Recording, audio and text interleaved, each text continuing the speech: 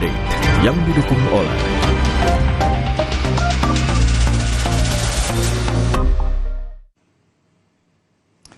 Saya Radi Saputro menghantarkan Kompas Update pukul 10 waktu Indonesia Barat. Serangan udara militer Israel menghancurkan kamp pengungsi Palestina di Nusairat, Gaza. Sebanyak 20 orang tewas, termasuk 8 perempuan dan 4 anak-anak. Semua korban dibawa ke rumah sakit Martir Al-Aqsa dekat kota Deir al-Balah.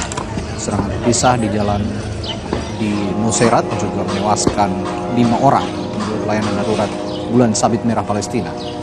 Di Deir al-Balah, sebuah serangan menewaskan 2 orang, salah satunya adalah seorang perwira senior kepolisian Hamas.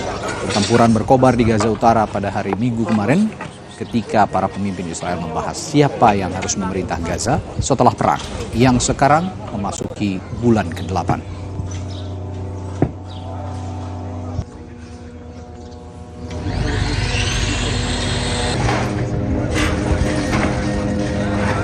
Akan ada Kompas Siang jam 11 waktu Indonesia Barat. Tetaplah di Kompas TV independen terpercaya. Saya Radi Saputro. Sampai jumpa.